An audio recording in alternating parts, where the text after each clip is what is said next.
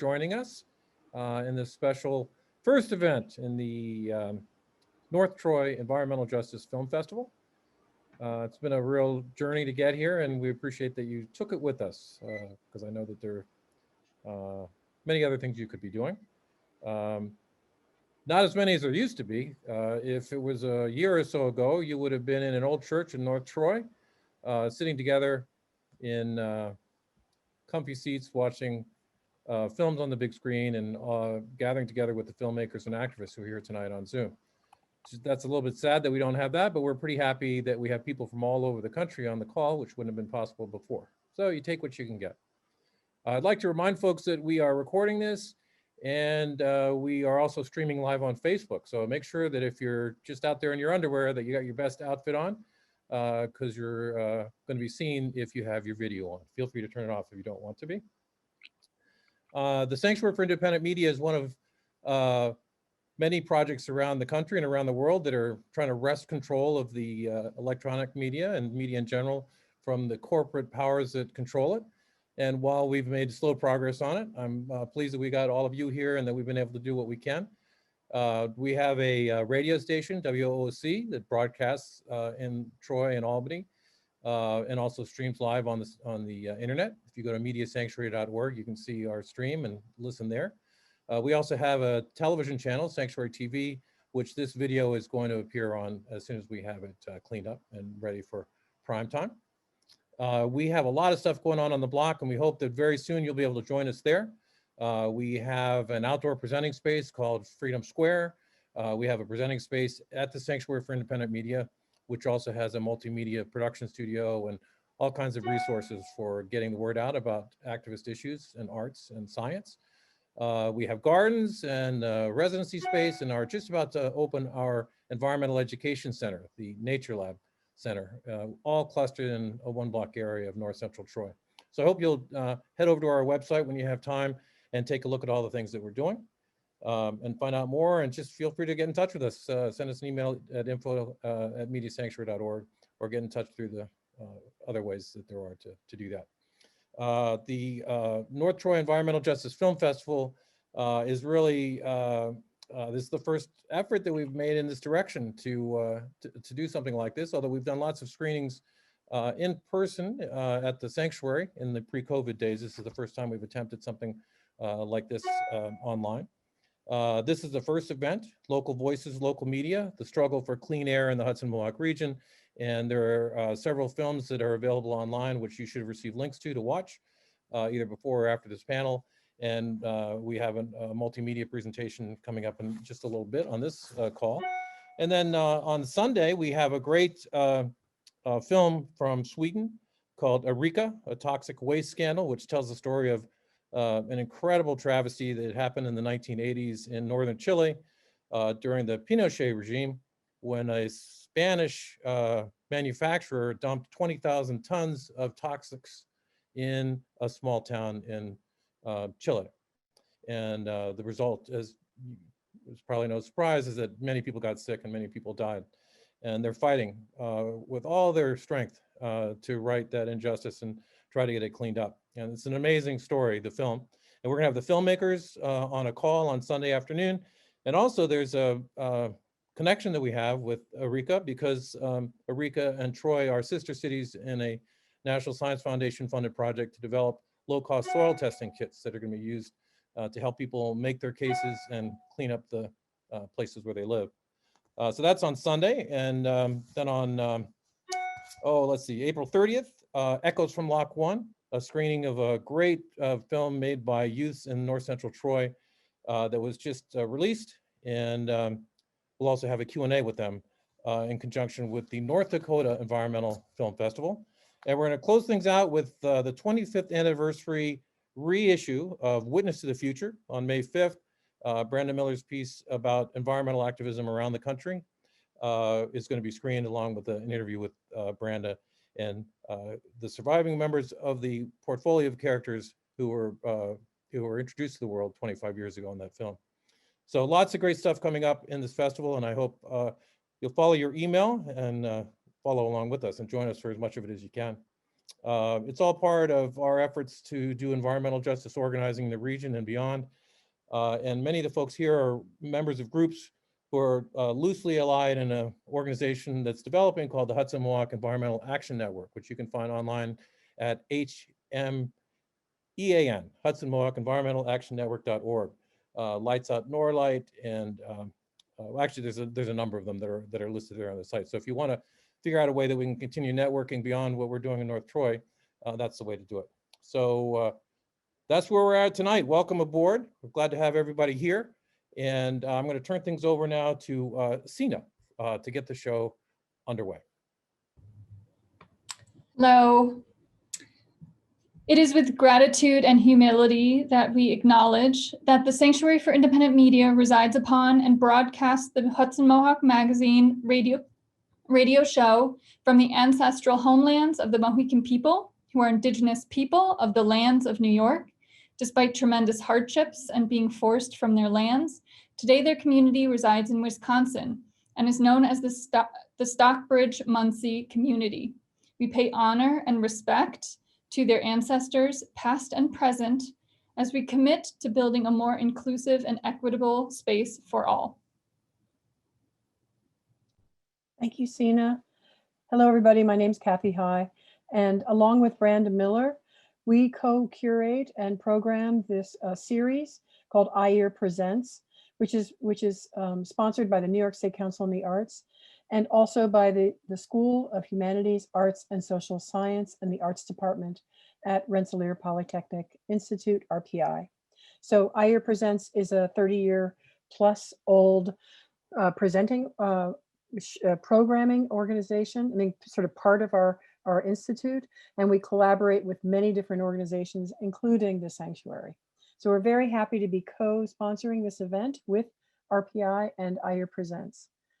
And we thank the New York State Council on the Arts for their support and Governor Andrew Cuomo and the New York State Legislature.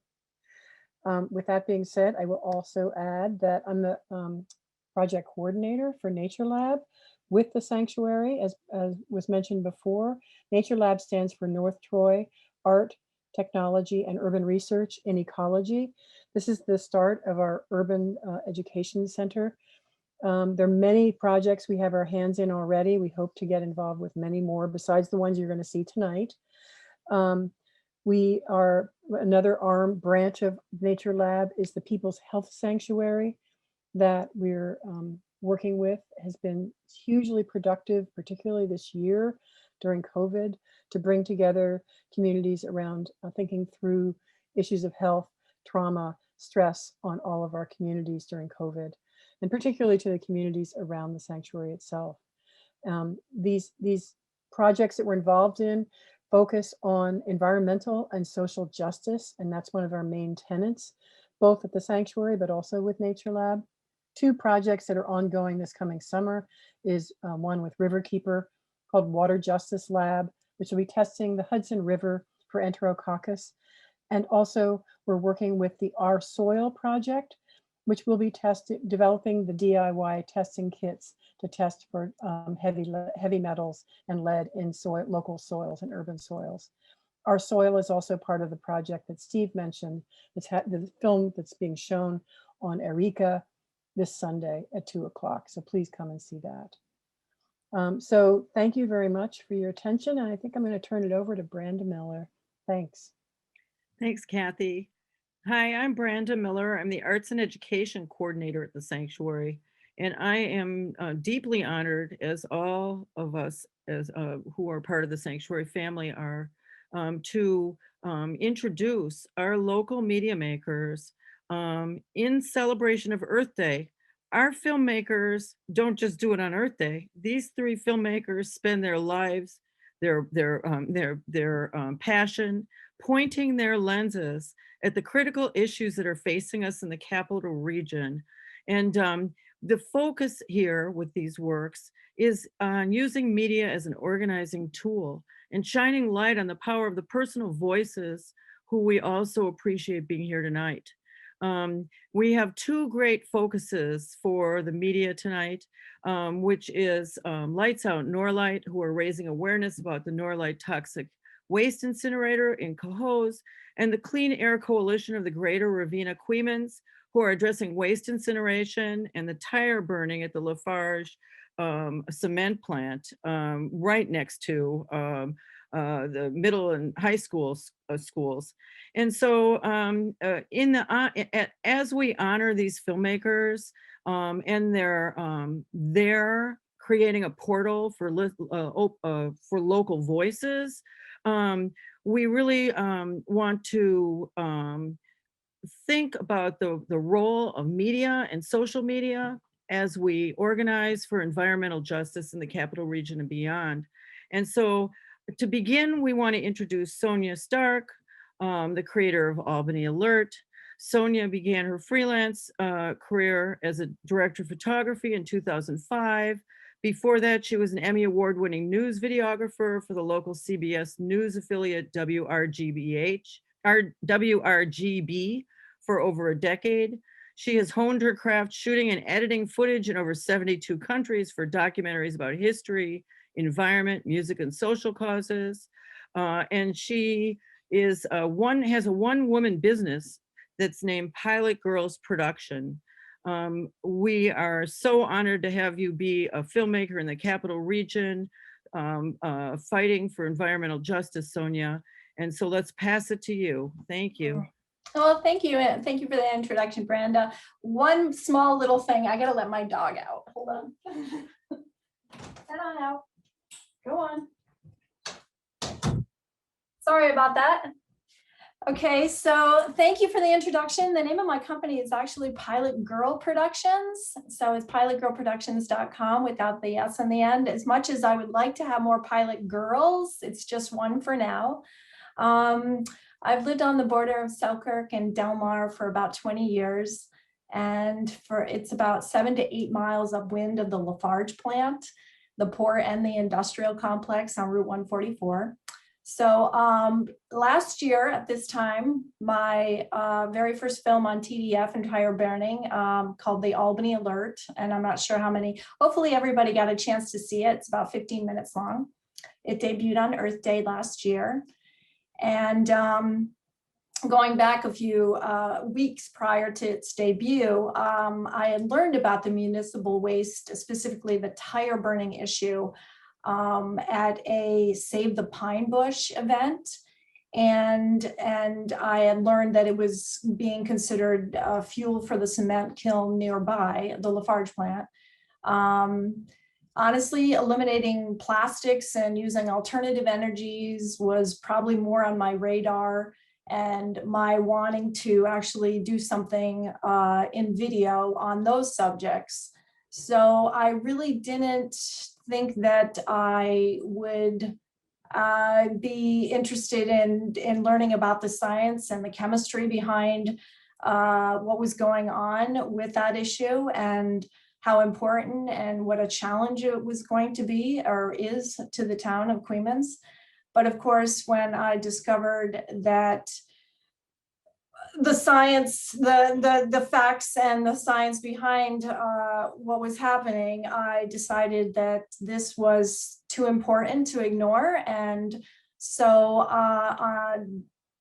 based on that time of year, I'm usually not busy during the winter months. So I thought to myself, let's just reach out to a few people in the community and see who would be willing to talk. And lo and behold, I found dozens of subjects that were passionate and outspoken and not afraid to take risks. And because of the resolve really to put themselves out there, it made it a lot easier for me to tell their stories. And I know that that's always an issue for people right now, especially being that in social media, it's really easy for people to criticize and threaten anonymously. And a lot of people are hesitant about coming forward, but the people in Queens, the authority figures and the everyday voices that I met, they stand up for their beliefs down there. And people that you may have seen in the documentary, like Barbara, who you'll meet soon enough, Sarah Pruxma, Christine Pramomo, Chris Fry, the attorney that I talked to, Carlo D'oliveira, And I mean, countless others were really, they're on a mission to save their little historic waterfront town. And we all now want to see this little town prosper like so many others on the Hudson River. So as a result of that 15-minute piece that aired last year, I have continued to stay connected with the Clean Air Coalition and help build their website and help promote some of promote some of the things that we need for everybody in the town of Queens to encourage their legislators and lawmakers to pass. Everybody remains articulate and well-informed on the topics, and I'm really just incredibly thankful to shine a light on the struggles that are in Queens right now. I can probably showcase a couple more videos that I've done since last year's video. Would you like me to do that now?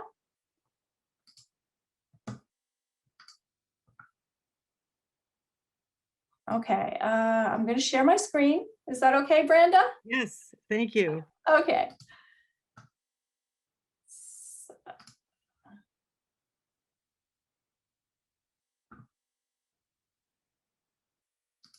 When people might want to turn their photos off while people share the videos, because the signal will be a little bit better. Good point.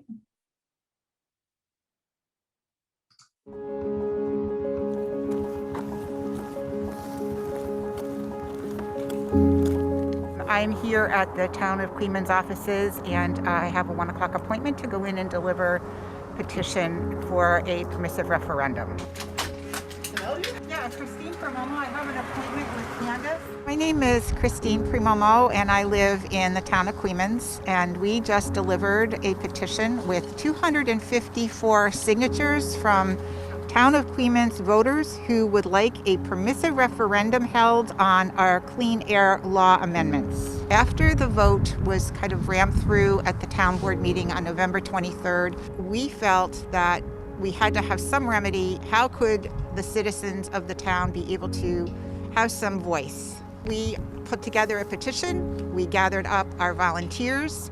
They went out door to door, made phone calls, sent emails, and gathered less than 2 weeks, actually, 254 signatures when we only needed 144 for the petition to be filed. People in the town had no idea that this was happening. They all felt that because the Albany County legislature passed a bill for clean air, that law in Albany County would protect us here in Queens, even if our town board decided to strip away the protections that we had in our law. When they found out that was not the case, they're very upset. Not only do we have the pandemic, but we had a big snowstorm, we have the holiday season here, but we were really overwhelmed and really heartwarmed just by all the responses, and so many of them positive. It was just really sweet and thoughtful that people wanted to show their generosity to us for going out and making this effort and including them. I think everybody really liked being included. If the residents of this town do not act now, it may be too late. We need to make sure that she's qualified to sign the petition. My name is Carlo D'oliveira. I'm a resident of the village of Ravenna. I've been living here for about 18 years now. As you can see, we are in sight of the Lafarge smokestack. About a month ago, we learned that the town board had amended the Clean Air Act, in essence, gutted the entire law that protected the residents of the village and the town of Queens from pollutants being emitted from the Lafarge plant. I remember listening to Supervisor McHugh mentioning that there were just a handful of residents who opposed the amendment. I was only out for 2 days and got 95 signatures, which is, for me, is amazing. We knocked on doors of Republicans, Democrats, conservative, liberals, and they are all concerned, equally concerned. People didn't even know what the town had done. They had no knowledge of the consequences of the amendments to us, to the residents. So they were very supportive of what we are doing, and were volunteering also to help out in every way they could. This is not a political issue. This is not a Republican versus Democrat, rich versus poor. We're all breathing the same air. And if we don't take this seriously, it may be too late. I think that the board should be sensitized by our actions. And if they felt that there are only a handful of people who oppose the amendment, I think now we send them a message that there is a lot more people in our town who are concerned about those issues and that they should listen to us.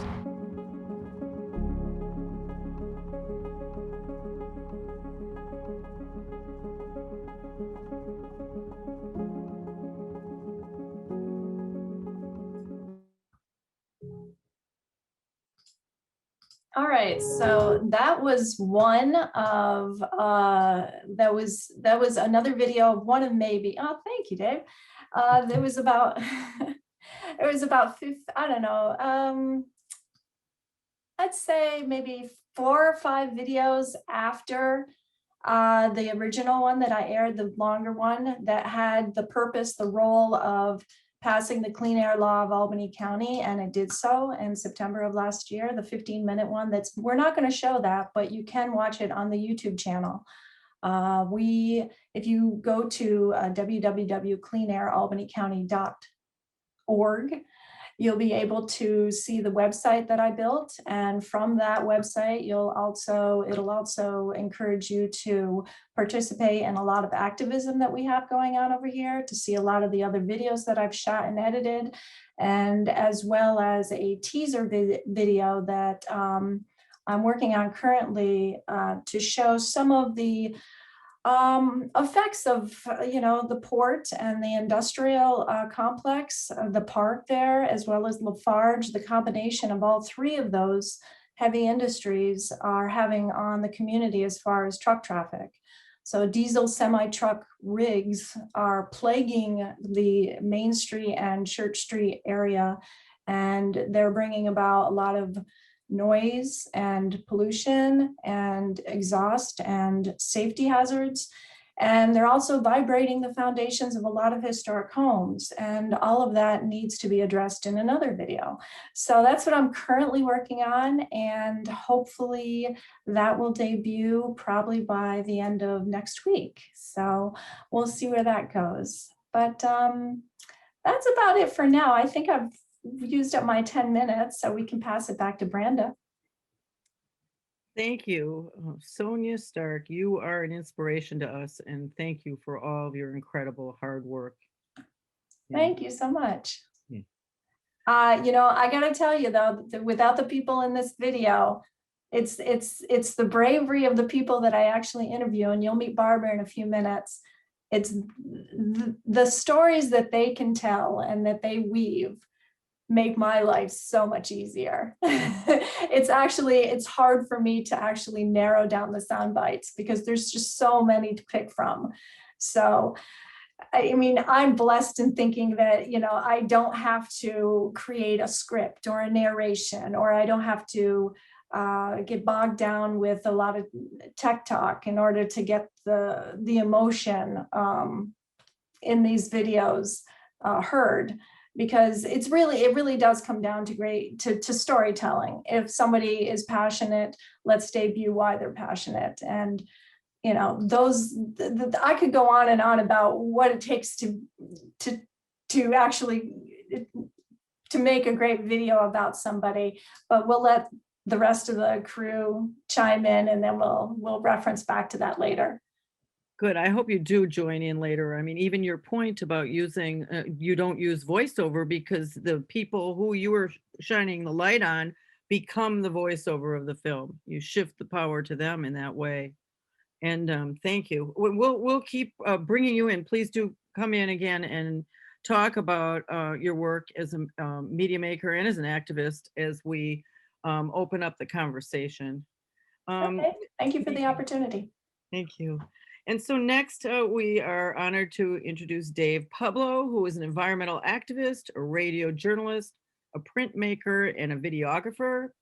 He is also a resident of Troy, New York, one of the many communities directly affected by the Norlite hazardous waste incinerator. His focus is to use the tools at his disposal to spread awareness of environmental justice and to help galvanize the community to find the powers within themselves to meet the challenge. And I want to thank you, Dave, for getting us, getting that film out there, your hard work on this film. We care about our kids. Voices of victims of Norlite really was planted the seed for this event. So thank you, and please share your experiences as a media maker with us. Well, thank you very much for that introduction, Brenda, and thank you everybody who was able to come tonight. I'm sorry that to lead off with an apology, I'm sorry that the video was uploaded so late. You know, it's a project that started almost a year ago and has changed from being just a straight ahead activist video that I kept trying to get established videographers to take on because I knew they could do it faster and probably better than I could, to something that's approaching a full-fledged documentary. And it's gone through several iterations as the issues have changed over time. I mean, at first we were trying to get Governor Cuomo to sign that bill to ban PFAS, and as soon as that happened, I had to basically start that video again. And so it's a work that's always in progress. And like what Sonia was saying earlier, you know, she's getting ready to work on the next video, and that's because these issues keep changing and keep developing, and new facets of them come to light, and new things have to be done. When we were talking before this event started about, you know, the things that we're supposed to talk about a little bit, it's about motivation. And I knew when I was first learning about Norlite, actually I knew about Norlite for about a year and a half before this whole thing started. But when I started to learn about PFAS and how big that issue was, I knew that we were going to need some video. And as an activist down in Brooklyn about 10 years ago, when they were trying to bring frack gas into the city via pipelines, and we were trying to spread awareness about the radon content that might be in that gas, almost certainly was in that gas. Some friends of mine put together a video, and they had different activists, including myself, read from a script. And then they assembled the whole thing, put it together. And I remember being in the Park Slope Food Co-op, and some person I had never met just came up to me and said, "Good job."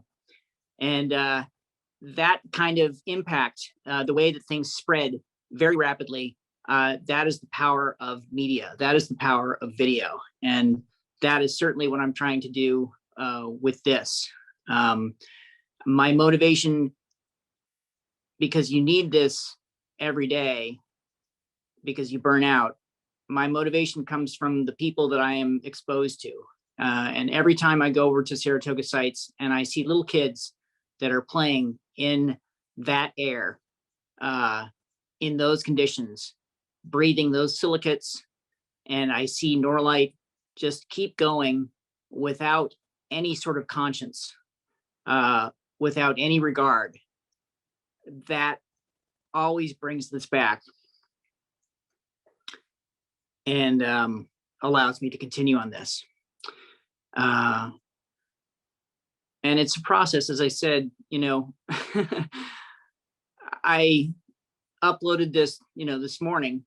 I was interviewing somebody Sunday night that I'd been trying to get in for an interview for 4 months. A week before that, I had gotten a call back from somebody who I had left a voicemail for 6 months before. And this is a scientist. I'm still trying to get her in for an interview. So this process, activism, videography, creation, it takes time. And you need to use the opportunities as they come. And you also have to give yourself a break as you're doing this.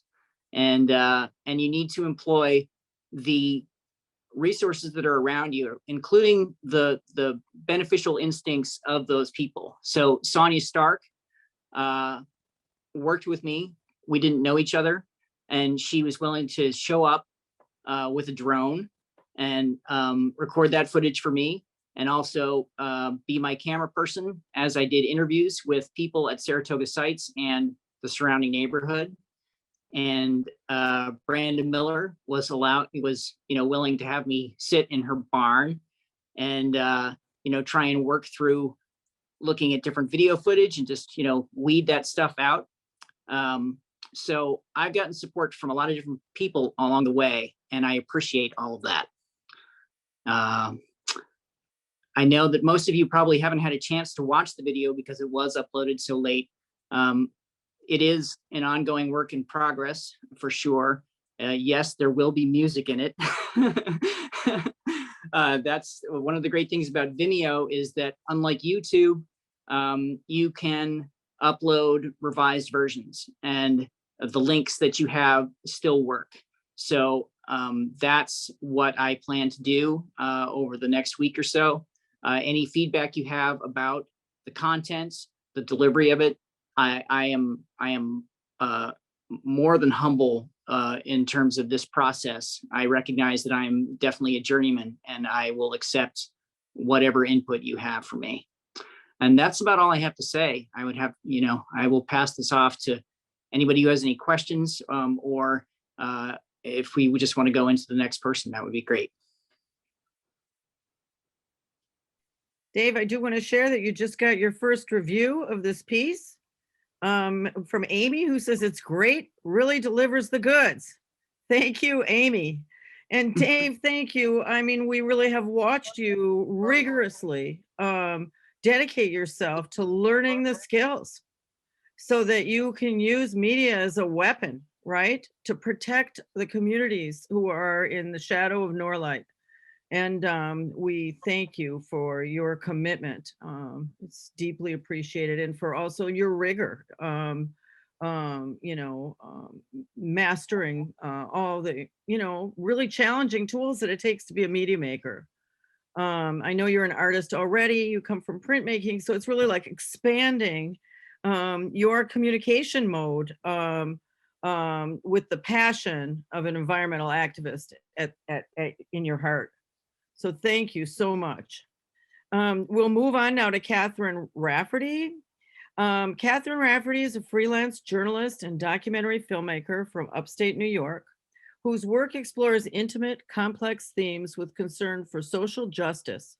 She recently worked in Phoenix, Arizona at the Arizona Republic, part of the USA Today network, as a Pulliam Fellow covering the COVID-19 pandemic and calls for racial justice. She's previously interned at the Times Union in Albany, New York, and at the Sanctuary, where she's documented Uptown Summer in the Roots for Resilience solo exhibition, which we were so honored to present, and which hung on our walls for a year until the pandemic shut us down. But she's continued to work with us, and she also got her, before she came, right before her internship, she graduated with a BFA in photojournalism from Rochester Institute of Technology in 2020. Katie Rafferty produces the Birth Justice podcast on WOOC 105.3 FM. She also is the mentor for high school students at Troy Prep in our Sanctuary Media Club. And Katie is also the media mentor to the Water Justice Lab Fellows at the Sanctuary, which is a collaboration with Riverkeeper. Kathryn Rafferty is excited to continue working with the Fellows to tell their story of their community and their relationship to the river. And so with that, we would like to introduce Kathryn Rafferty, and her amazing photojournalism essay that she is in progress with, called In the Shadows of Norlite. Thank you for that introduction, Brenda. I'm going to be sharing my screen.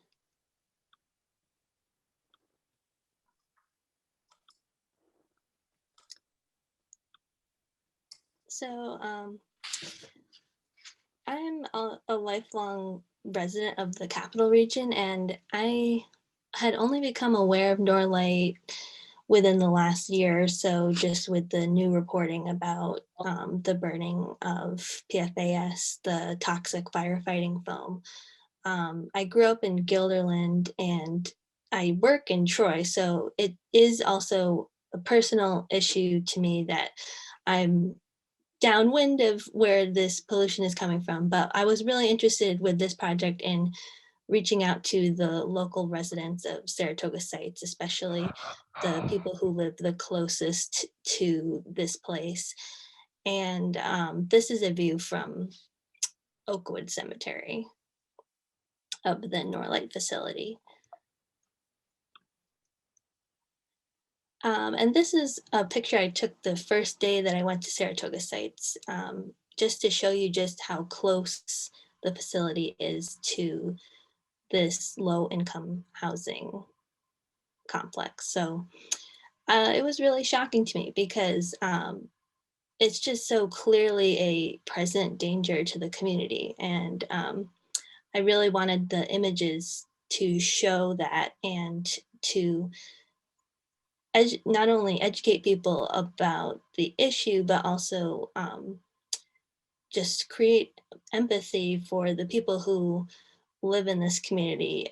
So I'm also going to be sharing some audio from some people that I spoke to. I wanted to shout out to Dave, Pablo, and Joe Ritchie, who has been a leader in really organizing around shutting down Norlite.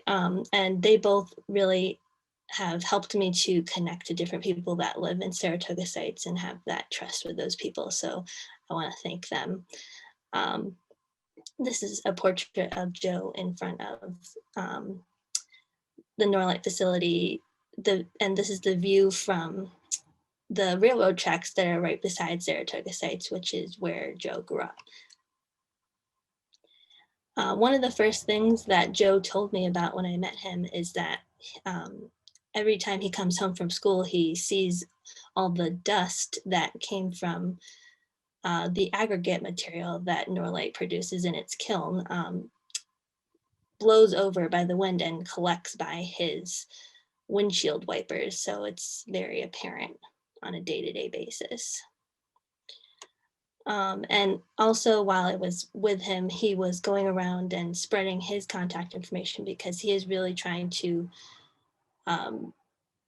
galvanize the community around this issue and spread awareness of it, and also make sure that the people are being heard. And he's almost become like a spokesperson for the community, I would say.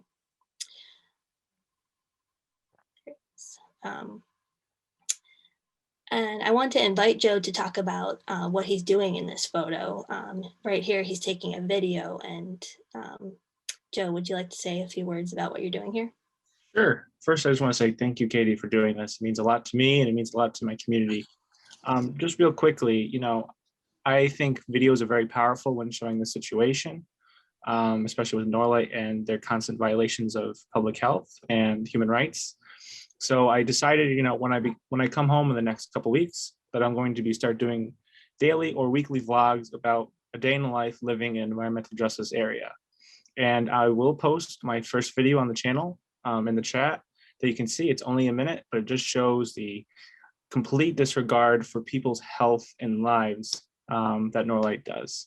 So thanks again, Katie, for doing this. It means a lot. And thanks to Sanctuary for putting this together. It's amazing. Thank you, Joe. Now I'm going to be moving on to some portraits that I made and playing some audio from the conversations that I had with these people. So this is Jennifer Malinowski, who also makes an appearance in Dave's documentary. I moved here in 2000 and 2013.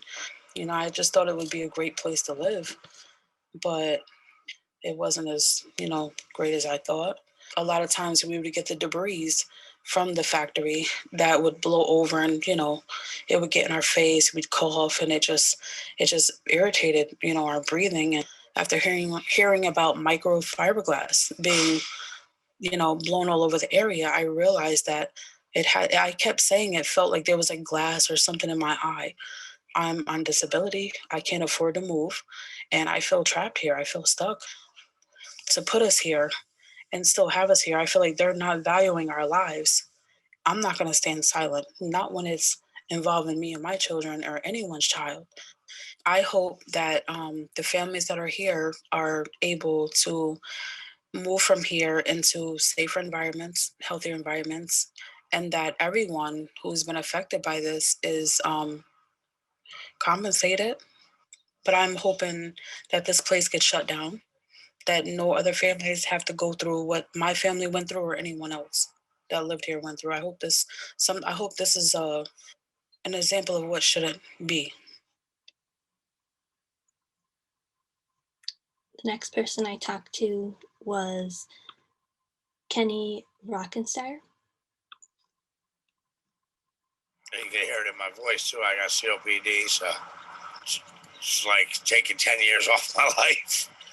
This stuff is, my breathing's heavy, and then when I wake up, I cough, and it's nasty. I gotta like take time out to breathe and drink some water. We got it worse over here because we're in the back, so we're like right there where that big pile of gravel is. Yeah. You know, they got water spraying on the little piles, but what about that big pile that water ain't touching? You know, you can see the dust in the ground. Yeah. Yeah, right in the concrete, you can see it. One day it was real windy, and it was so windy that the water that they're spraying on the rocks, where the dust, it was just, the mist was coming over here. Felt like it was raining. Yeah. I'm like, whoa, wow, it's crazy. They need to shut it down, I would say. Get rid of it. Move it somewhere else. Move it by a junkyard or something. Relocation. Why are they going to relocate all these families just for them? What Kenny's referring to there at the end is that recently the Cohoes Housing Authority held a meeting that they are going to be filing a request to HUD to shut down the Saratoga Sites complex. And so there's a mix of opinions about that. But a lot of people are of the mindset that Norlite should be the facility to shut down and not the housing complex. This is Anne Marie Jones. She's lived at Saratoga Sites for 20 years. I can't move, neither can my husband. There's a lot of people in here that are handicapped, you know, that can't do things. I can't drive anymore, so, you know, my thing is now we have to worry about where are we going to go? Who am I going to get to help me? You know, drive a U-Haul truck. It's not fair to us, and it's not fair to any of us. Close that place down. You know, they don't care about us down here. They've already said it. We all have health problems in here because of Norlite, and I know it's from Norlite. I never had any of these problems until I moved in here. I've got asthma now. I've got cholesterol problems. I mean, I'm a diabetic now. A lot of these kids in here, they have asthma. A couple of people went to put gardens and stuff in here, fruit garden. I said, I wouldn't do that if I were you. They said, why? I said, because when I moved in here, I was told the ground was contaminated. There's too many people in here. Why spend all that money to get all of us out of here when wouldn't it be just easier to shut that place down? We're not the only ones that are being affected by it. I mean, the people that are surrounding areas are the same way, but there's a lot of people in here that don't understand. Well, where you been? You know, where have you been? Haven't you been listening? I try not to get so upset, but it's not easy not getting upset. I was told to keep fighting. That's all you can do. Keep fighting. This is Brian Wheeler. He's the younger brother of Joe Ritchie. Every now and again, I'd go out to one of my cars that my mom has. I would take my finger and run it across the glass, and I'd see that there's a definite color change, like kind of like a rust color, or like a, you know. I saw that happen, but I thought it was just like regular dust that would come through with wind. But once my brother started like investigating it, he realized that it wasn't really dust. and said it was actually the dust coming from Norlite. I would say relocate or something along those lines. So like it doesn't affect this area, especially when the kids are like rolling around in it and stuff, getting themselves dirty. Because there's like multiple families living here that like either have no place to go or they just found this place to actually start off where they want to be.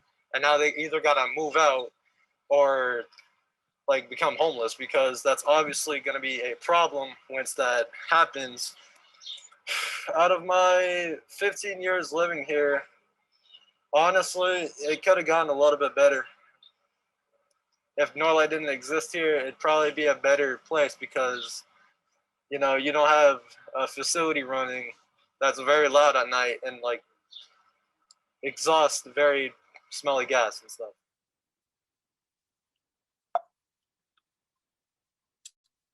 And this is Rochelle Pringle. She just recently moved to Saratoga sites. I've been here, I'll say 7 months. It's just been kind of crazy to me. Like, I mean, you just see me take an ibuprofen 800 for my head. And I've never had headaches before. So it's like, I know this is coming from it. I don't care what they say. They can say it's nothing, the air. No, well, something is wrong with that air. It has to be. There's no way. I can even get documentation from my doctors. I've never had problems with my head bothering me and my allergies being the way it is now. It's just ridiculous. The dust, the smell, you know, people that don't live here don't deal with it every day. So they can say all types of things, but we're living and dealing with it every day. When I came here, they showed me the complex area.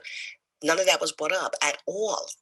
At all. Trust and believe me, what the condition that my daughter had with this lupus, if it was brought up to me, I would have never accepted this place. Never.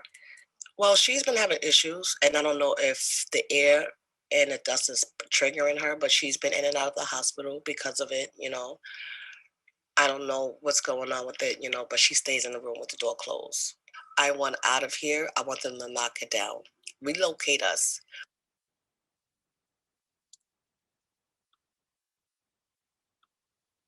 So this is a work in progress, but I really hope that by sharing these photos, I am going to move people to action about this issue.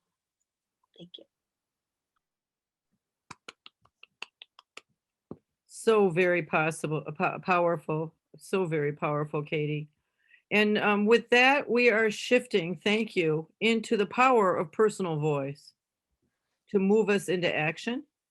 And Steve Pierce will be our moderator for this section.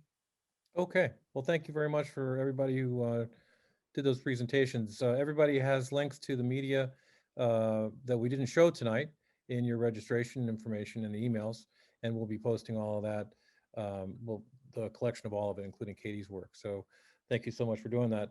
I'm going to keep the introductions next short because we're running a little bit late, but luckily they need no introduction, our next participants. I think that for me, I've lived here close to 30 years now in the Capital Region, and I've just been astounded at the people around here who are willing to put themselves out to defend themselves and their neighbors against a seemingly endless onslaught of pollution and other kinds of basically economic injustice that we're facing, not just in the cities and the suburbs, but also, of course, in the rural areas. So we have a good representation of the folks who are doing that work. Barbara Hineson is here. My newest friend, I don't get out too much and I don't get south of Albany very much, but she's working hard with the Clean Air Coalition of Greater Ravenna Queens. And her first act as my friend was to teach me how to say Queens, and that's something that you never forget. Barbara lives on 20 acres, beautiful spot, judging from Sonia's footage of it, just right next to the Hudson, and has traveled all over the world doing long-term strategy and scenario planning.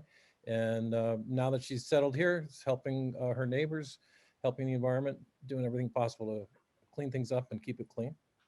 Joe Ritchie is a resident of Saratoga Sites, lifelong resident, who's currently at, I believe I recognize his dorm room at Syracuse University, and also is the executive director of Saratoga Sites Against Norlite Emissions, a new activist group, and is also going to be working this summer as an organizer for Lights Out Norlite, trying to up the game here and move the organizing out from the radius of Saratoga sites into Troy and the other places where people are willfully ignoring the danger to themselves and the people around them. And finally, Judith Enck, somebody I met, well, I don't know, 25, 26 years ago at the premiere of Witness to the Future, the film that we're going to be showing at the end of this festival. Judith is perhaps the best loved Region 2 EPA administrator of all time, although we just refer to her as a recovering EPA Region 2 administrator. She's also the founder of Beyond Plastics and the leader of Beyond Plastics and teaches at Bennington College. And we all know her because she's everywhere at once, amazingly, helping us all get this work done. So thank you all for being here. I have a few questions, but we really wanted to open up to audience questions, which maybe for now, put them in the chat window and we can read them out of there. Maybe I'll do that. But I wanted to start by asking Joe, just briefly, what was it like growing up in Norlite? I'm sorry, growing up in Saratoga Sites right next to Norlite.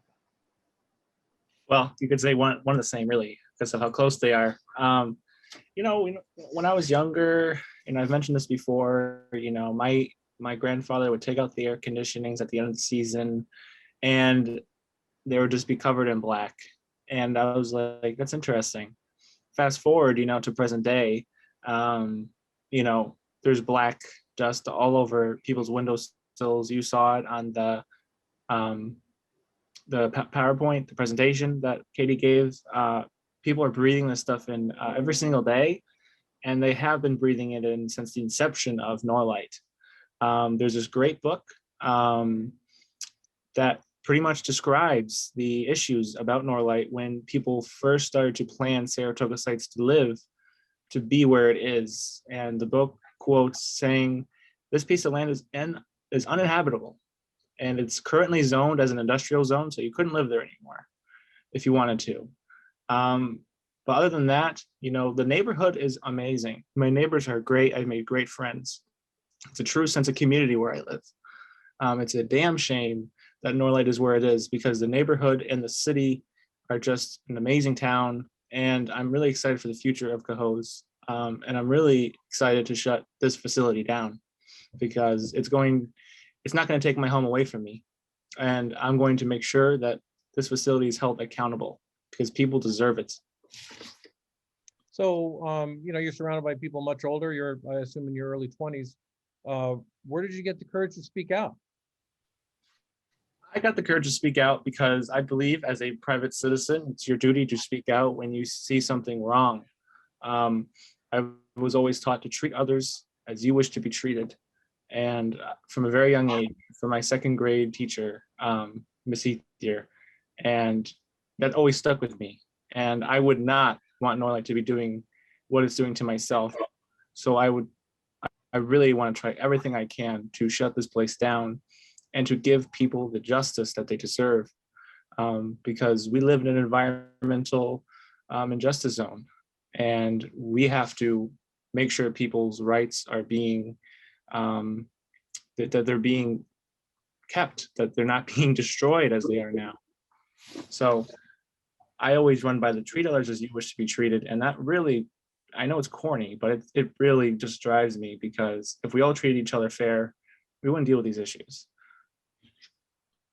So I'll turn to Barbara with a question. You have a really fascinating resume, even the short version of it, the one that I have, where you've lived all over the world, you've traveled so many different places and settled here. What can you talk to us about as far as the work that you're doing and how it's connected to the life experience you've had, the environmental activist work you're doing now? Since the mid-1980s, I've been doing work helping people to imagine the long-term future, which means thinking 20 or 30 years ahead. And I began my work actually in the long-range planning department of Royal Dutch Shell in central London. So that's a global company. When they make an investment, it will be in place for 30 or 40 years. So they would develop two or three stories about what will the future be like for the next 30 years. And before they made an investment, they had to make sure that investment would survive whatever happened. and they're tested against one story, then another story, and a third story. And they say, yeah, we can make this investment work no matter what the future contains. So that's called, that's a discipline called scenario planning. And I began working on it as a business planning tool. But in the late 1990s, I was hired to take the same methodology and use it with a group in civil society in Kenya to think about the long-term future of Kenya. And in this discipline, you look first at what are the driving forces shaping the future. And in that case, in the Kenyan case and subsequent work in East Africa, that was really about bringing people together who hadn't really thought about where their society is going. And they had just accepted the development daydream that industry is good, this is good, that is good. But they almost never looked at what happens when the environment can't take the damage we're doing to it. So I became increasingly concerned about what happens when we put more and more demands on the natural world and the natural world begins to deteriorate. And that led me to start an experiment with friends in East Africa and in England on how do we start to invent new ways of managing land so that it becomes healthier environmentally. And at the same time, we can improve our own livelihoods because we can get paid or we get rewarded for increasing environmental wealth. And that project then brought me here to the shores of the Hudson River because I bought these 20 acres to say, I want to have my own experiment in making this little patch of the Hudson River better quality habitat for all sorts of animals and plants. And I want to see, will there be a way for me to be rewarded for doing that work? Now, we've made some progress in improving the habitat, but we've made no progress on finding ways to get rewarded. But I began learning about the development of industry on the Hudson River about a mile upstream of me. And that was with Carver Laraway, who's developing the Port of Queens. And the Port of Queens seems to have a relationship with Lafarge because the Port of Queens is bringing in tires from around New York State, and Lafarge would very much like to burn them as fuel. So I met Judith when we first heard about Lafarge wanting to burn waste from Connecticut, and we realized this is not a healthy thing to do for an environment, for a small river town, and we began working together on how do you turn this around? So that was almost 3 or 4 years ago. We're still at it. We haven't made as much progress as we would like. But when I first began arguing with the Port of Queens, there might have been 3 of us who were doing that. And now we have, thanks to Sonia's work as much as anything else, I would say we have a group of 20, 25 people who are routinely taking an interest in what's going on. When the town board that we have now, which is effectively bought by Carver Laraway and the Port of Queens in combination with the Lafarge plant, when those 2 businesses bought and put in place their own board of the town, they started passing laws to benefit the businesses. And even in COVID, I would go in to speak at the public hearings because I knew the board would not take a blind bit of notice about what I said. But I also knew that my comments were going out on Facebook and that if anybody happened to be watching, the people I was addressing were the other townspeople in Queens and trying to make them aware of what was going on. So that was probably the most vivid example of using a voice. Sonia gave me a microphone and she gave me a voice, which was fantastic. But it's very, very hard because most people don't know what's happening. They have no way of finding out. A lot of the agreements that are being done here in Queens are through permits for the DEC. They're private agreements between businesses who never tell the public around them what they're doing. They're land transactions that suddenly an industry owns a piece of land that had been residential and then suddenly it's rezoned to be industrial. These are things that are all done out of sight when nobody's paying attention. So if we don't raise our voices, we're going to continue to suffer the consequences. And I think it's very, very important to speak up and to give each other the courage to speak up. So it's made a huge difference to me to have so many people joining in this campaign and joining the Clean Air Coalition. And I've also tried to involve other organizations and people, not just up and down the Hudson Valley, but also internationally. I was talking today with two people who are talking with the head office at Lafarge in Switzerland. And we were comparing notes about what they're finding and what I'm finding and what we're dealing with. So this question of voice is incredibly important. It's voice and attention. Pay attention, use your voice. And learn whatever you can learn by whatever way you can. Okay, thank you very much. It's great to have that international perspective. So Judith, you've been so deeply involved on both sides of the divide between regulators and activists, and also lived a life out in Post and Kill, trying to do the best you can to have a light imprint. From your perspective, what can individuals actually do to make a difference? And how do we get them involved? You've been doing this all over the place. What works? Well, one person can make a difference. They really can. And it helps if it's people working as a group. It doesn't have to be a really big group. I am amazed by the number of talented volunteers in the Capital Region, people who just put in hours and hours of their own time to stand up for clean air and clean water and making sure we're leaving the environment a little bit cleaner for our kids and our grandchildren. And often it's women who are leading the charge. I teach a class at Bennington College on plastic pollution. And since COVID, we offered it online. I've got well over 100 students, mostly people auditing the class. 95% of the students, the auditors are women. So there's a lot you can do if you pay attention, if you're well informed, you find experts, you find people who know how to pull the levers of government. I've been very fortunate. I worked 11 years in state government and then almost 8 years in the Obama administration at EPA. So I have a fairly good sense of how to present information and how to move issues in a certain direction. But to be honest, I'm baffled at how poorly the Cuomo administration has done with the Norlite situation. They're either unable or unwilling to be effective regulators. And that is directly affecting the health of people living at Saratoga sites, but also, quite honestly, in the whole region. The prevailing winds send that air pollution over to Troy and Rensselaer County.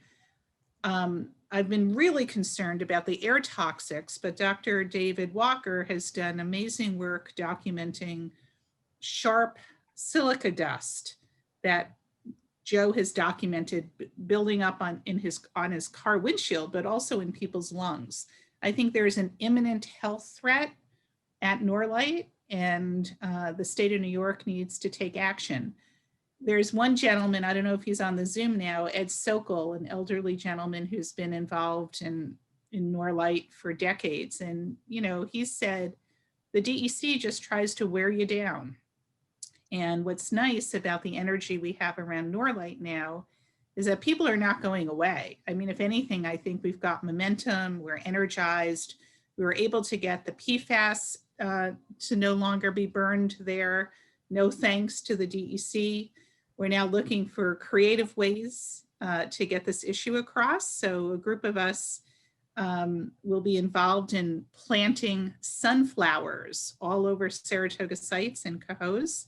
You are all personally invited to join us on Saturday, May 15th at 10 a.m.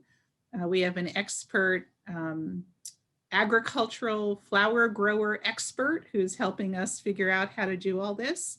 And I think that's, it's an example of a different way to get points across, get active. I really want to commend the filmmakers, Sonia Stark and Dave Pablo and Kathryn Rafferty. The three of you have done so much with your art to get the word out, and that energizes the activists. I mean, I couldn't make a short infomercial if my life depended on it. So you all have taken the information and gotten it out there, and that really educates people and energizes people. Two quick things. What's frustrating is how, I believe in public service. I worked in state and federal government. I think government really can work for the people and protect health. But it's amazing at how much some people in government just never learn from past mistakes. And a clear example of that is Congressmember Paul Tonko, who's from the Capital District, who tries to do a good job. He's a good guy. He has put a bill in Congress that would provide financial federal tax credits to promote garbage incineration. It's as if the Albany Answers incinerator problem never happened. And the Norlite situation reminds me a bit of Answers, which some of us worked on 25, 30 years ago. So Paul Tonko has actually introduced a bill called the Clean Future Act, and it includes financial incentives to burn garbage. So people need to call his office. I've spoken to his staff. They don't have a clear answer why he's doing this. And tomorrow at 4 o'clock, a bunch of people are gathering at his district office in downtown Albany at the corner of Washington Avenue and Dove Street to protest that. So it's just a reminder that you can never not pay attention, and your allies sometimes really screw up. And Paul Tonko is screwing up on this bill, and he is not serving the people. And we will hold him accountable, just like we will hold Republicans accountable when they sacrifice health and the environment. Thank you, Judith. Well, I know that in the pre-production meetings for this event, all of you said, okay, enough talking about this stuff. Let's do something and let's have a call to action. And I think Brenda put together a spreadsheet that people can go to online, which I just put a link to in the chat window. So if you want to sign up to participate in any of the things going on that you've heard about tonight or network, that'd be the way to do it. One of the reasons why the Hudson Mohawk Environmental Action Network is forming is because of a frustration, I think, that we all share, that we're all fighting the same battles, but we're doing it in our neighborhoods. And the opponents are multinational corporations and government. And we just don't have enough clout to put the pressure on them that we need to have. And so obviously we're all driven by the situation in our neighborhoods and our communities and the people we know and love. But we need to figure out a way to really transform that local energy into something regional that's stronger, so that we can really put pressure on the people that we're fighting in our backyards. It's the same people. It's DEC, it's corporate polluters, it's people who are making a profit off the misery of others. And so I hope that with this call and this movement, we can regain some of the lost energy that Judith describes from the 90s, when there was much more networking going on, because there is more infrastructure to support it. It wasn't all just volunteers. There were paid staff people at NYPIRG and other organizations, nonprofit organizations, the CEC. I mean, these are sorely missed organizations and people, and we have to figure out a way to regain that lost ground and do better. And so I think it's going to mean figuring out a way to gather strength locally and work together to put pressure out there regionally and further, because these are national and international issues, as Barbara has said. So I want to ask Barbara whether she has any suggestions of things, concrete action items that people can do to help the work that she's doing with her friends and neighbors, and also in the region. What do you think? What do you think can happen? When I first started traveling, I was in Spain, and they were trying to shift from Franco's dictatorship to something else, which became a democracy. And they had a slogan that was inform yourself, infórmese. So that's the first thing. Make sure you know what's going on. That's not always easy. Sometimes you have to look for it, but that's the first thing.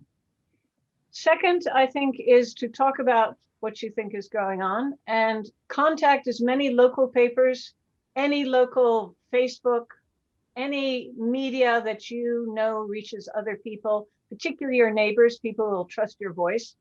Say, I've been learning this, do you know about it? So help other people learn what you were starting to learn. I think that's very, very important. Making, we were talking to somebody yesterday who's had a long career in fighting incineration. And he said, the DEC doesn't help us, the politicians don't help us. The only thing we can do is increase public awareness. So write to every paper you know, every outlet you know, make what you're doing known as widely as you can. I've also become aware in the past week or two that there are no air monitors in the Hudson Valley between Kingston and Albany. I don't know what air monitors are around DEC air monitors, keeping track of the air quality. Why is this part of the valley not checking what the quality of air is? So put pressure on Basil Sagos, the head of the DEC, and say, get those air monitors in place, put them around every incinerating plant you know. We should know what's happening on the ground. And I think the DEC attitude as well, we don't have to worry about it because we can't see it, we don't measure it, therefore it's not a problem. Well, frankly, that's not a good enough answer. Measure it and find out whether it is a problem. And if it is a problem, deal with it. So put pressure on the DEC and say, give us some air monitors, we need it. Maybe you're right, maybe all this stuff is as clean as a whistle. Maybe it's not, but let's get the facts. Also, I think in Queens anyway, we need support for the clean air team. That's the Democratic slate that is supporting a clean air agenda. And our coalition, I'm sure, will be backing them. And they need money, they need volunteers, they need all the help they can get. So keep track. They have a Facebook page and their own website. So support them whenever you have a chance. And those are the things that immediately come to mind. I'm sure you can come up with many better ideas, but those are the immediate things that might be small enough to be doable. Okay, Joe, you've had really remarkable success as a young man new to this. You have the personal telephone numbers of the mayor and journalists and Norlite staff people. I mean, I don't know, if you had a Rolodex, it would be stuffed. How do you do it? How do we do it? Well, I think you really have to just pressure your politicians. You really have to make sure they know who you are. Because if you just go to a meeting once a year, they won't recognize you. But if you're in their inbox, I won't say every day, but sometimes with Norlite, it's almost every single day. But when you pester them and they get annoyed at you, you're doing a great job because you are really putting out what you need to be done in the community. And for those who live in the Capital District and listening, things you could do now is you could call the mayor of Cohoes. You could call Assembly Member McDonald. You can tell him how you feel about this facility, about any facility in your area. Call your local representatives. They're there for a reason. And if you don't like what they're doing, run for office like the Queens Coalition is doing. Really great candidates. Please support them. They have a great fundraiser right now.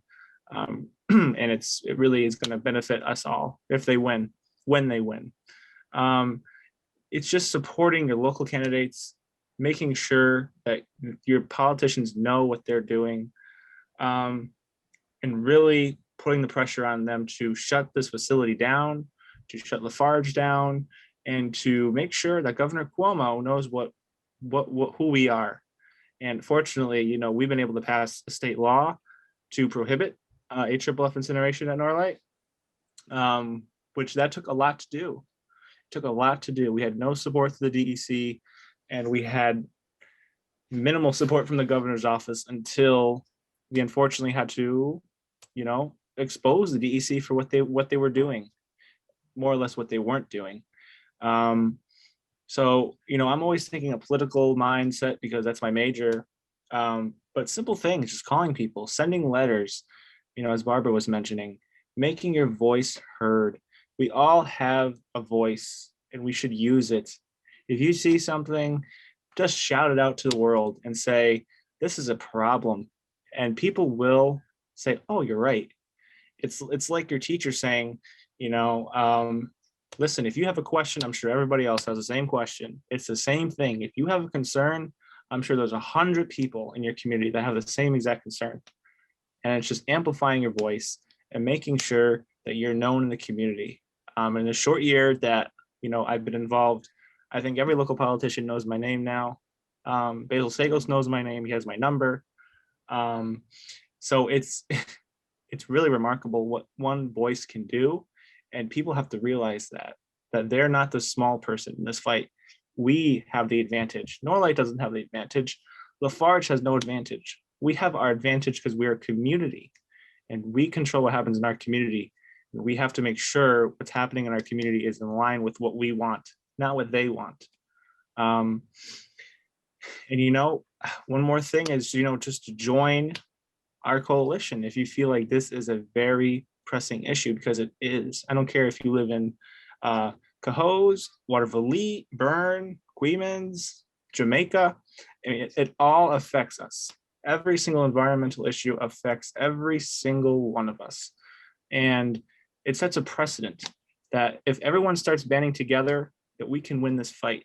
Because if we just tackle every single issue individually, we won't win, because we need to be working together to really root out this issue and show the industry that we can do a great job at protecting ourselves and getting them out of our towns. So how do we avoid getting co-opted? I know that you've done such a great job making all these contacts, and one result of that is you've been offered a job by the mayor of Cohoes when you get out of school. How are you going to stay strong, firm, independent in an environment like this? Well, it's good to always remember where you come from. At the end of the day, I come from Cohoes, New York. I come from, a single mother who raised myself, my younger brother, and my grandmother who is now failing health, all by herself for my whole life. And I remember how hard of a worker she is. And she inspires me to always, be humble, to always do the right thing, and to always keep the issues to your heart. A lot of people say, oh, don't use your heart, don't use your heart. I believe using your heart is what you should do. Because the brain can be a dastardly thing. Sometimes the things that are logical actually aren't the right thing. And it's just something you have to learn, the grit that a lot of people say Cohoesiers have. Not willing to be sold out or bought out or whatever, to always focus ahead on the goal, because what you want to accomplish is what you want to accomplish. And, I'm not going to accomplish my goals by working for the mayor. I'm going to accomplish my goals for, either getting a band of us together and getting the solution solved, or kicking him out of office. That's simple. That's simple. So I think always remember where you come from is a really great thing to learn, because you need to always constantly water the roots that you're given to make sure that they stay firm. So Judith, you went to work for the man and you still stayed effective. What does it take for us to influence people like you were when you were in government service? Well, no one's ever accused me of getting co-opted. It was kind of the opposite.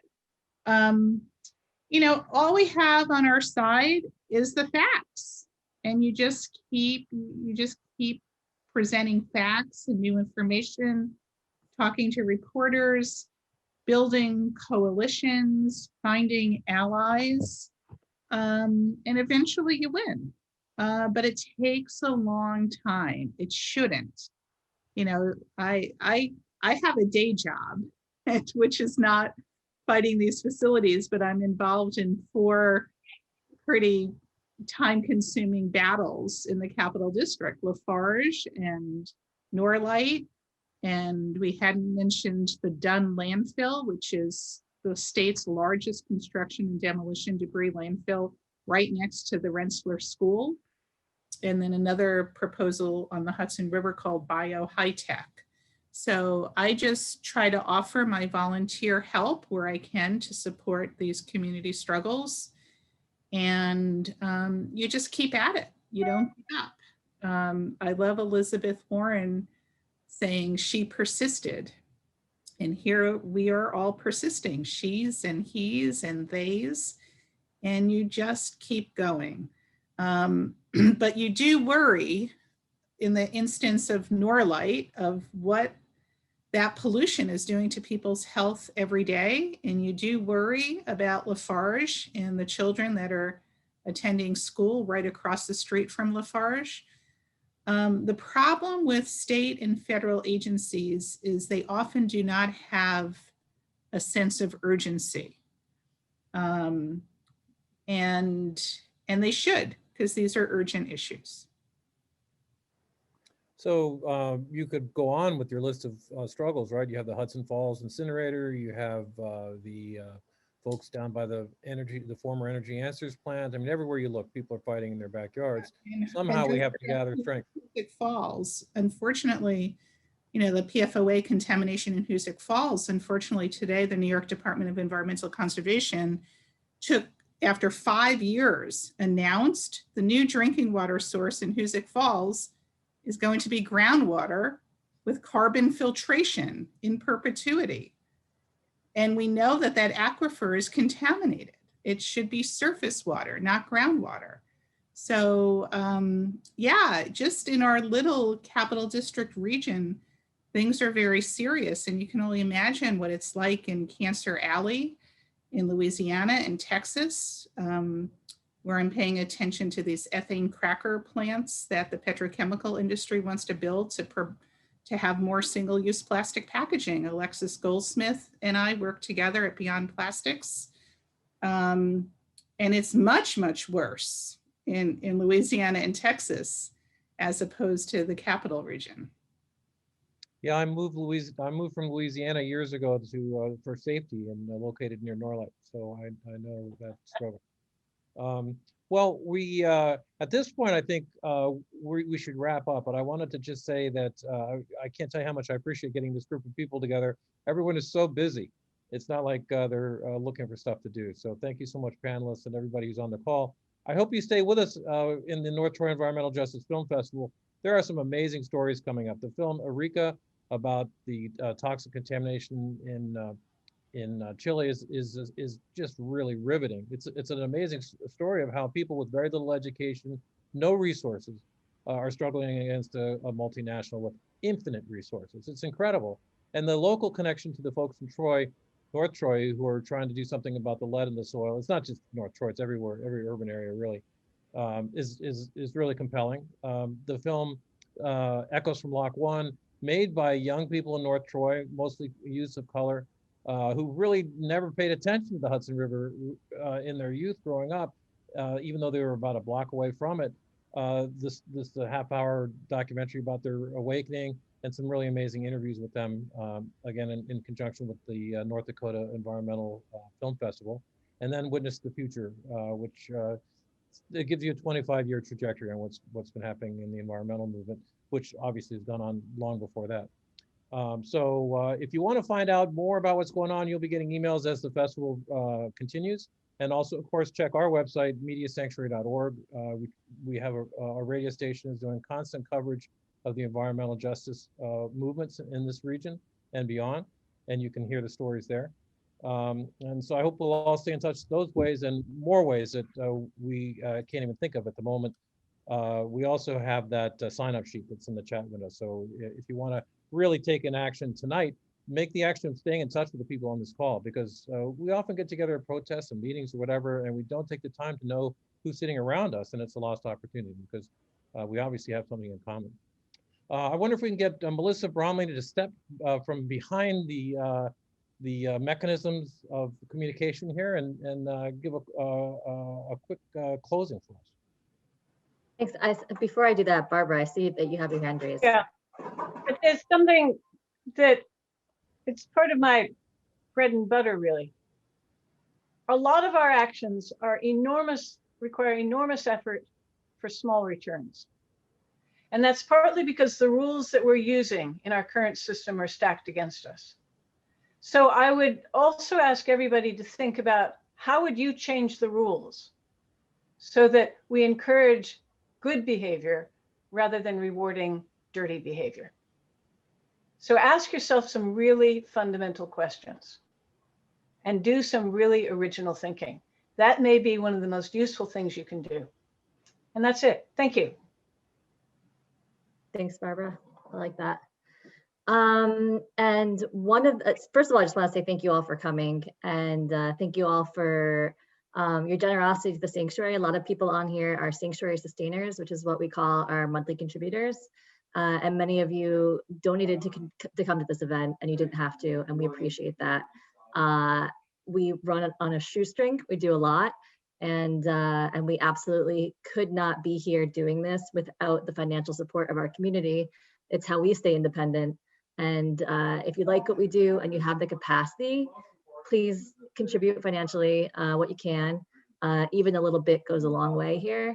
And the best way to really keep us strong is to sign up as a monthly contributor at whatever amount is comfortable for you. So you can just go to mediasanctuary.org, or you can send us a check, make it out to Media Alliance, and mail it to P.O. Box 35 in Troy, New York, 12181. And I'll put that in the chat as well. And I want to echo something that I see flying by in the chat. There's so much great stuff, and we'll be sending you the recording of this meeting and also the chat windows. So if there are any resources in there that you missed, you'll have them in the comfort and relative convenience of your home. But watch the films. Dave has put so much energy into this, and he's a man obsessed. It's incredible how much he's accomplished while he's been following the story. It's been more than a year that he's been following the story. There's so much information in there, and this is a story that desperately needs to be told. So you watch it yourself and spread it around to people. People don't understand what's happening, and all you do, you got a picture of it from Katie's photos. And these people are just isolated and alone, and they can't do it themselves. We got to work together. And also Sonia's video, which has also been posted, which has been so effective already with the passage of the Clean Air Act and the great things to come. So support your local filmmakers and media makers and activists. We really appreciate it. And it's so great to spend some time with you all. It's fantastic. What a strange day it is here in the capital region. I'm looking out at the snow falling on the flowers, another spring in upstate New York. So thanks so much for joining us, and good night. Good night. Thank you. Thank you. Thank you so much. Thank you all. Thanks, everyone. Thanks.